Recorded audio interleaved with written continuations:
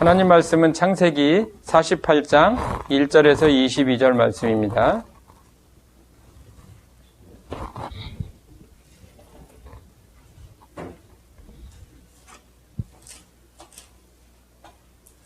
창세기 48장 1절에서 22절 말씀입니다.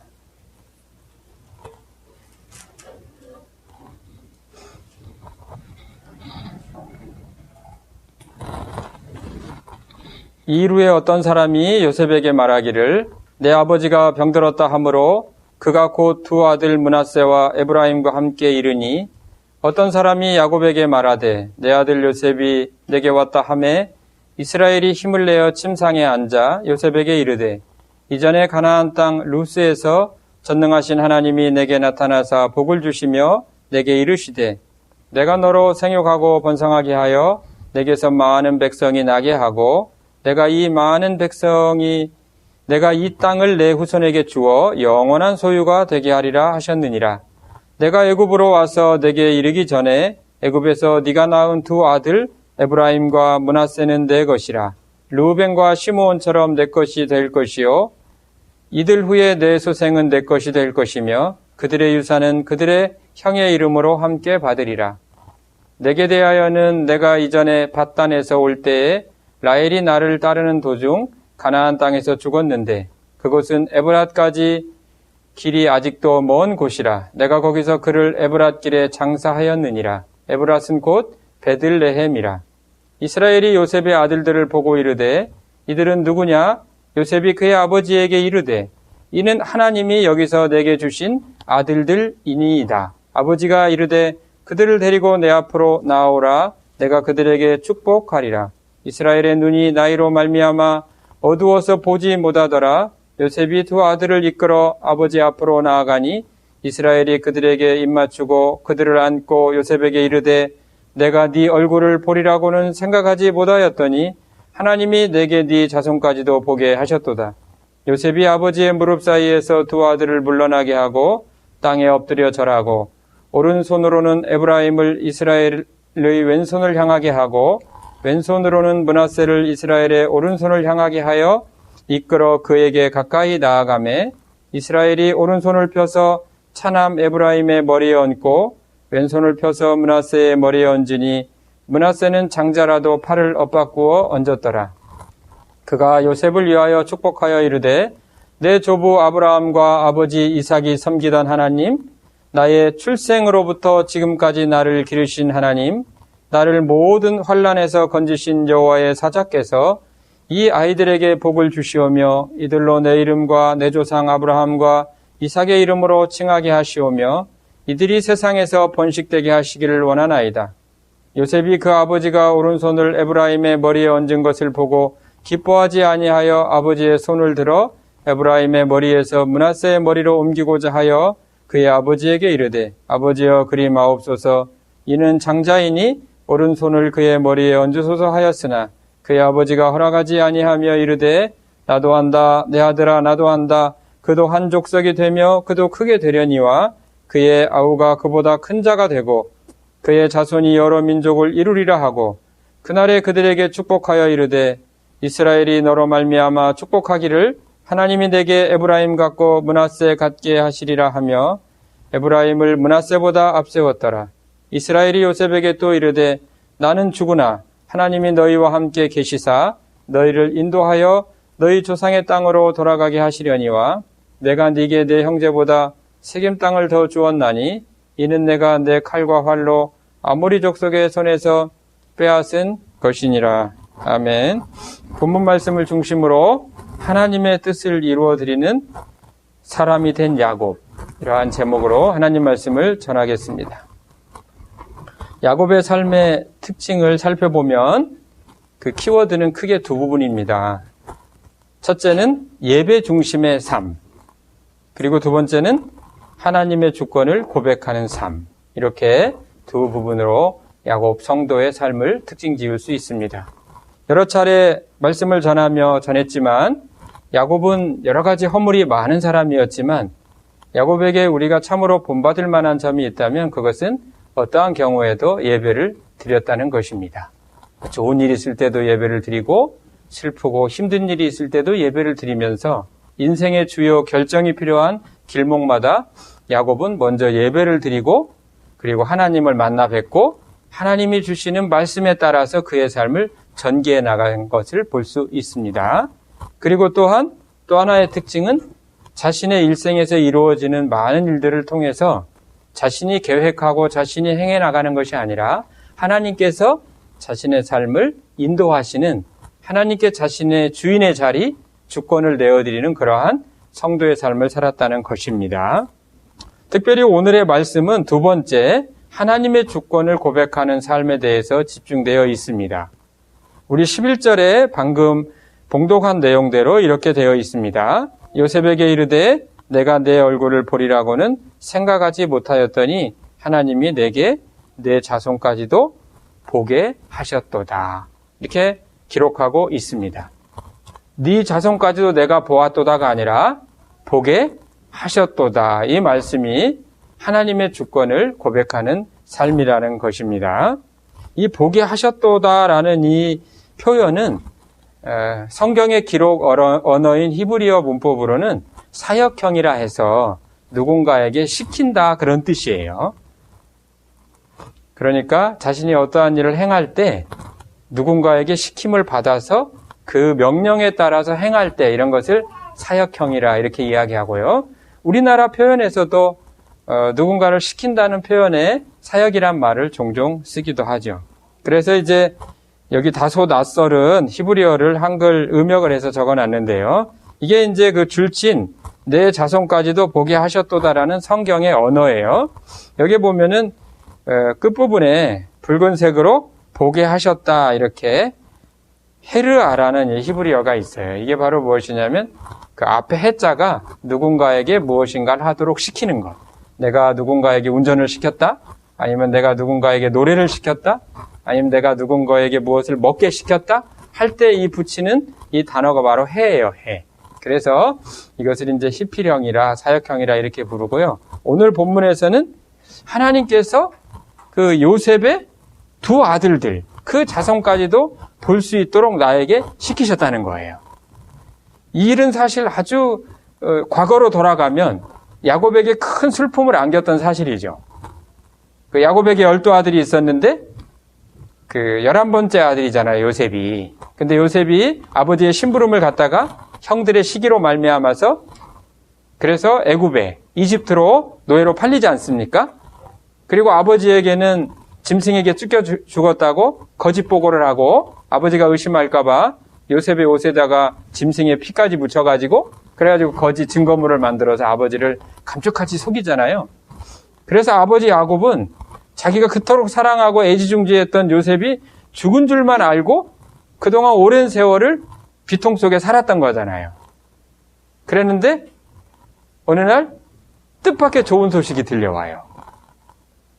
애굽과 가나안 인근에 큰 흉년이 들어가지고 전부 기근에 아주 허덕일 때 애굽에는 곡식이 많다는 그 소식을 듣고 자기의 그 아들들을 애굽에 곡식을 사러 보냈는데 그 곡식을 사가지고 돌아오는 길에 그 아들들로부터 아주 놀라운 소식을 듣게 되죠. 그것이 바로 무엇입니까?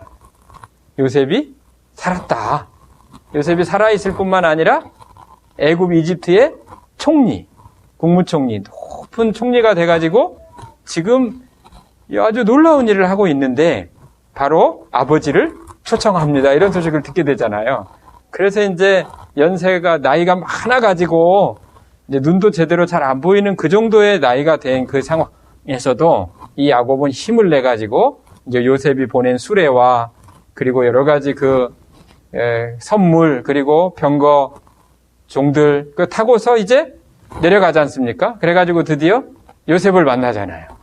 요셉을 만나가지고 얼마나 반갑고 감격스러웠겠습니까? 만나서 서로 그동안에 또 이야기를 나누고 하나님의 은혜를 나누고 그러고서 이제 고센 땅에서 한참을 살았죠. 그랬다가 오늘 본문은 바로 무엇이냐면 이제 이 야곱이 나이가 더 들어가지고 이제 곧 이 세상을 떠날 때 가까이가 된 거예요.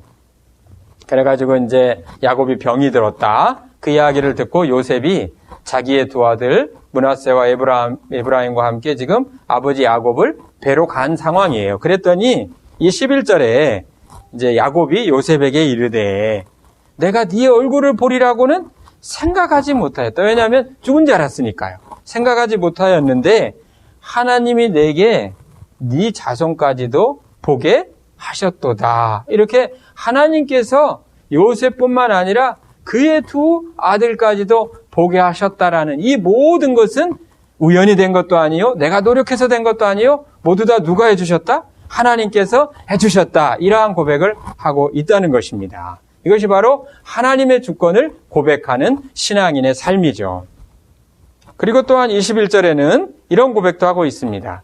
이스라엘이 요셉에게 또 이르되 나는 죽으나 하나님이 너희와 함께 계시사 너희를 인도하여 너희 조상의 땅으로 돌아가게 하시려니와. 이렇게 되어 있죠. 여기서 이스라엘은 야곱의 다른 이름이죠. 야곱이 원래 이름이고 하나님께서 이스라엘로 바꿔줬지 않습니까? 그러니까 이스라엘은 곧 야곱이에요. 이스라엘이 요셉에게 이렇게 이야기했어요. 나는 곧 죽는다. 그렇지만 하나님께서 너와 너의 후손들은 반드시 고향 땅으로 돌아가게 하실 것이다. 이렇게 지금도 하나님의 주권을 예언적으로 선포하고 있는 내용이에요. 사실 이 예언의 말씀대로 나중에 요셉도 죽죠. 요셉도 죽고 무려 430여 년 동안 요셉을 알지 못하는 그 이집트의 왕이 이스라엘 사람들을 많은 핍박하잖아요. 그러한 고통 가운데 하나님께서 모세를 보내셔가지고 그래서 이스라엘 백성을 결국은 돌아가게 하시죠. 결국은 돌아가게 하셔요. 결국은 돌아가게 하셔가지고 무려 430여 년, 그렇죠? 그 후에 본래 고향 땅으로 돌아가게 되는 거예요. 그것을 야곱은 죽기 전에 하나님의 감동하심으로 이것을 지금 예언적으로 선포하고 있는 내용이에요. 그것이 바로 무엇이냐면 하나님이 너희와 함께 계시사 너희를 인도하여 너희 조상의 땅으로 돌아가게 하시려니와 이렇게 말씀하고 있다는 거고요. 히브리어 역시 마지막 단어 헤시브 여기에도 돌아가게 하신다. 역시 해를 붙여놨죠. 제가 형광펜으로 칠해놓은 그 부분이 하나님께서 그렇게 하게 하신다는 거예요. 그럼 야곱이 처음부터 이렇게 하나님의 주권의 삶을 인정하는 그런 사람은 아니었어요. 야곱의 삶을 창세기 25장 끝부분부터 야곱이 등장하거든요. 야곱과 에서가 태어나는 그 이야기를 시작해가지고 야곱이 무려 창세기의 절반을 차지해요. 창세기가 총 50장으로 돼 있죠. 근데 24장 끝나고 25장으로 넘어와가지고 야곱과 에서가 태어나는 이야기가 기록이 돼요. 리브가에게서. 그리고 나서 지금 48장이잖아요. 49장이 되면은 야곱이 죽는 이야기가 나와요. 그리고 50장은 무엇이냐면은 요셉이 야곱을 장사 지내는 내용으로 끝나가지고 창세기가 야곱이 죽는 내용으로 끝나요. 죽고 장사 지내는. 그러니까 창세기 50장 중에 무려 25장을 야곱에 할애하고 있어요. 물론 이제 가운데 이 요셉 이야기가 상당히 많은 부분을 차지하고 있지만 요셉이 동떨어진 게 아니라 야곱의 그 큰 원 안에서 요셉의 이야기가 펼쳐지고 있는 거죠. 그래서 결국은 요셉이 또 야곱을 만나는 이런 이야기로 연결되는 거예요. 그러니까 성경에서 모든 성도를 귀히 여기고 모든 역사가 하나님의 뜻 가운데 이루어지지만 무려 창세기 50장 중에 우리가 그토록 믿음의 조상으로 생각하는 아브라함 이런 이야기보다 훨씬 길다는 거예요.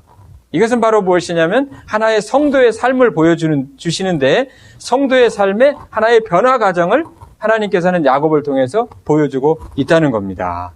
그래서 이 야곱은 처음부터 하나님의 주권을 고백하는 그러한 사람은 아니었어요. 야곱의 초년의 삶은 자기 중심으로 자기 자신의 목적을 위한 삶이었죠. 그것도 뭐 법과 원칙을 지키는 그러한 것이 아니라 자기의 그 목적과 의도한 바를 성취하기 위해서는 수단과 방법을 모두 동원하는 그러한 삶을 살았던 사람이 바로 이 야곱이죠. 그러한 대표적인 사건이 성경엔 두 가지 기록되어 있잖아요. 첫 번째는 형 에서가 이제 사냥을 나가가지고 돌아올 때 너무나 배가 고파 있는 상태에서 그 야곱이 집에서 팥죽을 쓰죠.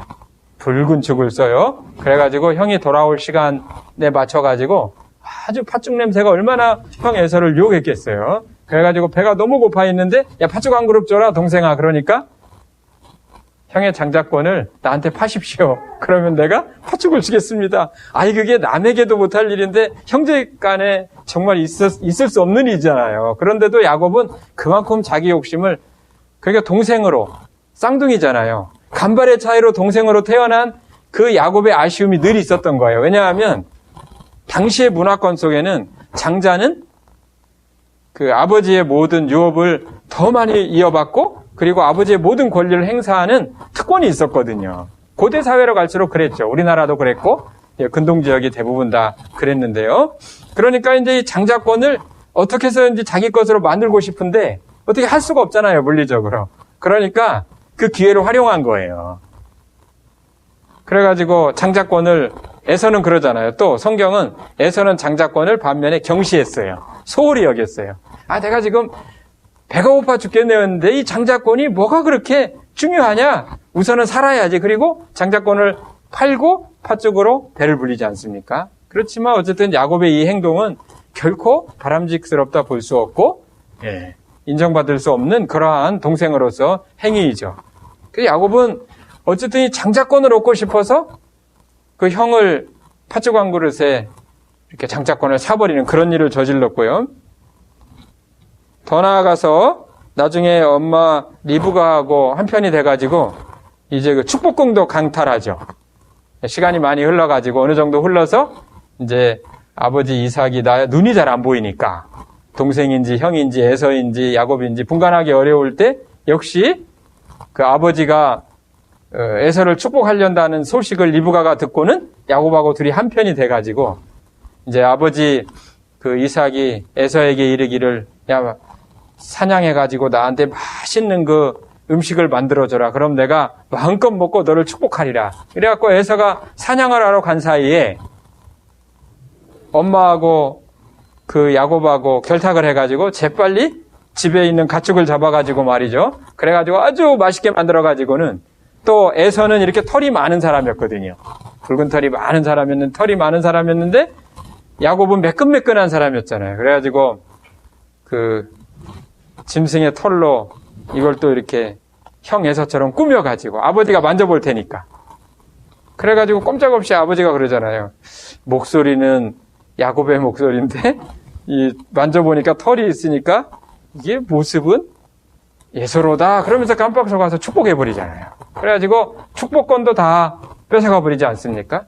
그러니까 야곱은 처음부터 하나님의 주권을 인정하는 그러한 사람은 아니었고요. 오히려 자기 목적을 평범한 사람보다도 더 적극적으로 성취하려고 애쓰고 노력했던 그러한 전형적인 자기중심의 사람이었죠.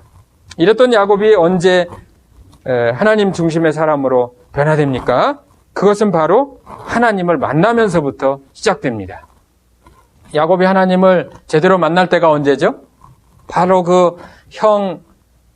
그 에서의 축복권을 뺏고 아버지 이삭을 속여가지고 사냥해서 돌아온 형이 그 사실을 알고 울분을 토하면서, 만약에 아버지가 돌아가실 때까지 내가 차마 동생을 어찌하지 못하지만 아버지가 돌아가시고 나면 내가 내 동생 애굽을 죽이리라라고 아주 울분을 토하는 이야기를 듣고 겁이 났잖아요. 그러니까 그 외삼촌 라반의 집으로, 아람에 있는 라반의 집으로 도망가지 않습니까? 그래서 이제 야반 도주를 하는 거죠. 도망가다가 광야에서, 그 외로운 광야에서 아무도 없잖아요. 짐승 소리만 들리고 무서울 것이고 두려울 것이고 형을 향한 죄책감도 있을 것이고, 하여튼 여러 가지 심경이 복잡해가지고 그 광야에서 잠 못 자다가 겨우 깜빡 잠이 들었는데 그때 하나님께서 나타나지 않습니까? 그래야 환상 중에 꿈에, 그죠? 사닥다리가 하늘까지 높이 달려있는데 천사가 오르락 내리락 하면서 그 위에 하나님이 계시는데 하나님께서 야곱을 부르시지 않습니까? 그러면서 이제 야곱을 만나주시죠. 그래서 야곱이 어렸을 때부터 믿음의 집안에서 컸죠. 아버지 이삭도 믿고 할아버지 아브라함도 믿고 다 그런 집안에서 컸지만 개인적으로 하나님을 만나지는 못하고 있었던 거예요. 그래서 하나님에 대한 지식과 정보는 들어서 알고 있지만 개인적으로 하나님을 자신의 하나님으로, 하나님은 나의 삶을 이끄시고 나를 관여해 주시고 내 기도를 들으시고 나의 삶을 이끄신다는 그 하나님을 개인적으로는 믿지 못했던 거예요. 오늘날로 보면은 어렸을 때부터 교회를 다니거나 아니면 간간히 교회를 왔다가 또 못 나가거나 또 어떤 경우에는 모태신앙으로 태어나고 또 때로는 사역자의 집에서 태어나서 어렸을 때부터 교회를 다녀서 하나님이 어떤 분이신지, 성경은 어떤 책인지, 예배는 어떻게 드리는지, 그래서 교회 문화에는 익숙하지만 개인적으로 하나님을 못 만나는 사람들이 많이 있을 수 있어요. 그런데 이런 사람도 어느 순간에 인생의 계기가 있어요. 그것이 아주 어려운 때이든 아니면 큰 어떤 계기가 되어서 그래가지고 하나님을 극적으로 만나는 때가 있거든요. 그때부터는 그러한 사람들이 바로 그냥 형식적인 종교적인 신앙생활을 해왔다면 습관적으로 교회를 다니던 사람들이 개인적으로 하나님을 만나게 되면은 이제 그 사람이 본격적으로 변화되기 시작해요. 바로 그러한 시점이 이 야곱에게는 베델의 사건에 있었던 거죠. 그래서 그전에는 그저 가정의 문화 속에 하나님을 예배하고 기도하고 살았다면 바로 이 베델, 이 광야에서 외롭고 힘들고 고통스러운 그때 바로 하나님께서 찾아와 주셔서 이제 야곱이 하나님을 만나게 되고요. 그 내용은 창세기 28장 10절로 22절에 아주 잘 소개되어 있습니다. 이 내용이 자세하게 좀 알고 싶으면 한번 나중에 읽어보면 좋겠습니다. 그래서 여기에서 하나님을 만나게 되거든요. 그래서 이제 이렇게 볼 때 여기 네모 그 칸 안에 이렇게 정리해 놨죠. 그러므로 사람이 자기 중심의 삶, 자기 목적을 이루려는 삶에서 하나님 중심, 예배자의 삶, 하나님의 주권을 고백하는 사람으로 변하기 위해서는 하나님을 만나야 한다는 것입니다. 그래서 하나님을 만날 때 비로소 하나님 중심의 사람으로 바뀐다는 거죠. 자, 그러면 하나님을 만난 사람의 다음 단계는 무엇인가 하면 성장 과정이 있죠. 성장 과정. 아기가 태어나면 바로 어른이 되는 게 아니지 않습니까? 그러니까 예수를 믿으면 새로운 생명으로 바로 태어나긴 하는데 저 사람 참 예수 믿는 사람 같다. 참 예수님을 닮은 생활을 해. 이렇게 칭찬을 듣고 인정을 받는 데는 많은 시간이 필요하지 갑자기 예수 믿는 사람이 예수님처럼 되는 거는 아니에요. 이러한 성장 과정이 반드시 있다는 거죠. 그래서 야곱 같은 경우에도 베델에서 하나님을 만난 다음에 이제 그 성장 과정을 거치게 되는데요. 그 성장 과정은 바로 무엇이냐면 살아가면서 하나님을 경험하게 돼요. 하나님을 알아가는 과정이죠. 우리가 남녀가 만나더라도 서로 처음에 이렇게 이제 첫눈에 반하게 돼가지고 어떤 연애 감정을 가지게 되고 그래서 서로 사귀게 되더라도 처음부터 다 할 수는 없잖아요. 서로 이제 같은 시간을 보내면서 또 때로는 좋은 일, 힘든 일을 같이 겪으면서 이 사람은 이런 사람이었구나 이런 것을 점진적으로 알아가게 되고요. 부부도 마찬가지죠. 결혼을 해도 처음부터 어떻게 상대방을 알겠어요. 살아가면서 알게 되는 거거든요. 그래서 오랫동안 살아가면서 서로 알아가게 되고 단점도 알게 되고 장점도 알게 되고 관용도 배우게 되고 포용도 배우게 되고 그러면서 부부가 이렇게 아름다운 한 가정을 이루어가는 거죠. 그러니까 인간관계도 인간의 삶 속도 보면은 처음부터 완전한 단계에 이르는 게 아니에요. 사람도 태어나면 점진적으로 성장하면서 완성돼 가듯이 하나님을 만난 사람도 바로 처음부터 하나님처럼 되는 것이 아니라 점진적으로 이렇게 완성이 돼간다는 거죠. 그 과정에서 하나님께서 내 삶에 어떻게 관여하신다는 것을 점점 배우게 된다는 거예요. 창세기 31장 13절은 이렇게 고백합니다. 나는 베델의 하나님이라 내가 거기서 기둥에 기름을 붓고 서원하였으니 지금 일어나 이곳을 떠나서 내 출생지로 돌아가라 하셨느니라. 아멘. 이 말씀 뭐냐면 베델의 하나님이라 이것은 아까 언급한 베델에서 야곱이 만난 그 하나님이에요. 근데 이제 외삼촌 집에서 거기에서 20여 년을 지내다가 그러다가 이제 다시 고향으로 돌아갈 때가 됐는데 이것도 야곱이 스스로 결정해서 돌아가는 것이 아니라 여기 창세기 31장 13절에는 지금 일어나 이곳을 떠나서 내 출생지로 돌아가라 이렇게 하나님께서 야곱에게 명령을 하신 거예요. 그래서 야곱이 거기서 얻은 많은 그 재산과 자손들을 이끌고 자기 아내들을 이끌고 이제 아버지 이삭에게로 돌아가는 여정을 시작한다는 거죠. 그러니까 그러한 경험을 야곱은 하고 있는 거예요. 중간에 건너뛰어서 또 창세기 35장 1절에 보면 하나님이 야곱에게 이르시되 일어나 베델로 올라가서 거기 거주하며 내가 내 형 에서의 낯을 피하여 도망하던 때에 내게 나타났던 하나님께 거기서 제단을 쌓으라 하신지라. 아멘. 여기도 보면 하나님이 야곱에게 또 말씀하셨는데 이 내용은 뭐냐면 이제 야곱이 삼촌 집에서 가나안으로 돌아가는 여정에서 바로 돌아갔으면 좋은데 어느 날 이렇게 지나가다가 에서를 만나고 세겜이라는 지역에 이르게 돼요. 근데 세겜이 대단히 아름다운 곳이거든요. 살기가 좋고. 그래서 아버지 가나안에게 바로 가기가 싫었던지 바로 그 하몰이 살았던 세겜 그 성 앞에다가 베크시타를 주고 밭을 하나 사게 돼요. 그리고 거기서 정착하려고 야곱이 또 여러 가지 또 이러한 그 계획을 가지고 펼쳐나가게 되는데 하나님 원하시지 않으셨거든요. 그래서 야곱의 그 12아들과 딸 하나가 있는데 이름이 디나예요. 그 디나가 세겜의 성에 그 여인들을 보고 놀러 갔다가 그만 세겜의 그 하몰의 아들 세겜의 그 겁탈을 당하게 돼요. 그래가지고 그만 거기서 큰 문제가 일어나요. 그래서 그 디나의 친오빠였던 레이하고 시므온이 그들을 이렇게 속여가지고 다들 움직이지 못한 상태를 만들어 놓고는 칼을 차고 들어가서 그 세겜의 성의 남자들을 다 죽이게 되죠. 그러니까 이제 세겜의 그 부족하고 그 연맹으로 있었던 많은 그 부족들이 이제 그 야곱의 일족을 다 멸하려고 할 거 아니에요. 그러니까 야곱이 겁이 나가지고 어떻게 하면 좋을까 하고 두려워할 때 하나님께서 나타나서 하시는 말씀이 창세기 35장 1절이에요. 이게 바로 뭐냐면 하나님이 야곱에게 이르시되 일어나 베델로 올라가서 이렇게 거주하며 네가 내 형 에서의 낯을 피하여 도망하던 때에 내게 나타났던 하나님께 거기서 제단을 쌓으라 하신지라 하면서 야곱에게 이렇게 피할 길을 열어주시는 거예요. 그래서 이제 베델로 올라가고 또 하나님께서는 이 그 금방 고울의 모든 부족의 사방의 사람들의 마음에 두려워하는 마음을 심어줘가지고 이 야곱을 추격하지 못하게 만들어요. 그래서 이제 야곱이 안전하게 베델로 올라가가지고 또 거기에서 이렇게 어려움을 피하고 하나님께 예배드리는 내용이고요.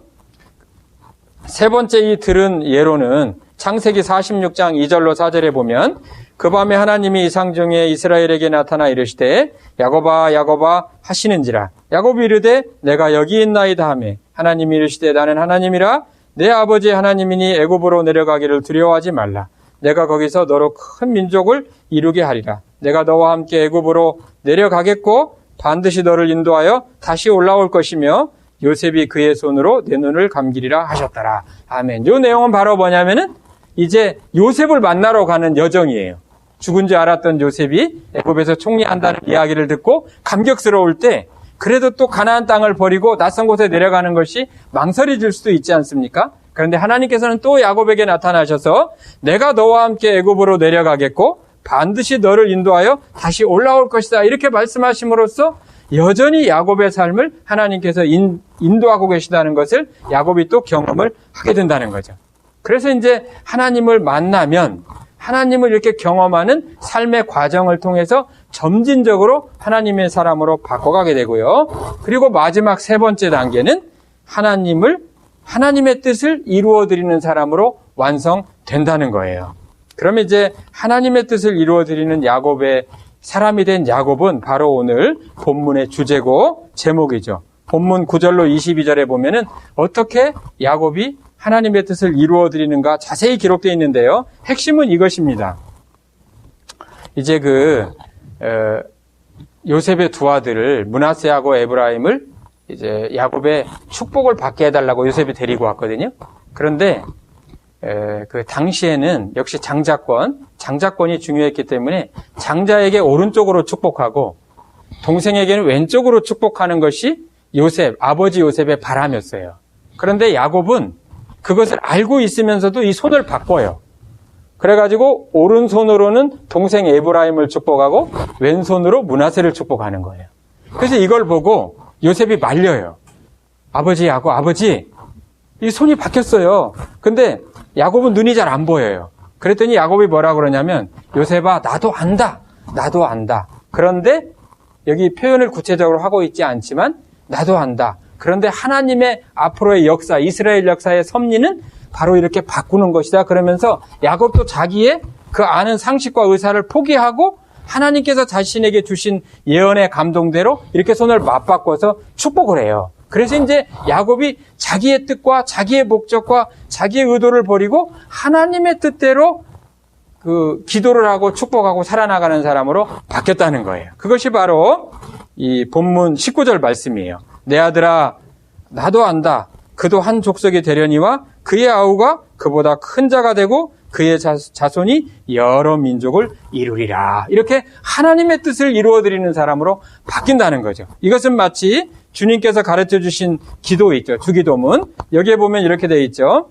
아버지의 뜻이 하늘에서와 같이 땅에서도 이루어지게 하소서. 예수님께서 우리에게 기도를 가르쳐 주시면서 그렇게 말씀하시잖아요. 네 뜻이 아니라, 너희들의 뜻이 아니라 아버지의 뜻이 땅에서도라는 것은 사람 안에서, 성도 안에서 이루어지게 하소서. 이러한 사람으로 기도하라는 거죠. 그래서 성도는, 하나님을 만난 사람은 첫 번째 예배의 사람이 되고 하나님의 주권을 고백하는 사람으로 출발을 합니다. 출발을 해서 살아가면서 하나님의 주권을 경험하는 사람으로 성장하고, 그리고 마지막으로 하나님의 뜻을 이루어드리는 사람으로 완성됩니다. 그리고 영원한 에녹처럼 하나님께, 하늘나라에 승천한 에녹처럼 하나님 나라에 들어가서 하나님과 함께 살아가는 그러한 사람으로 완성된다는 거예요. 사랑하는 성도 여러분, 여러분들이 하나님을 만났다면 하나님을 예배하고 싶을 거예요.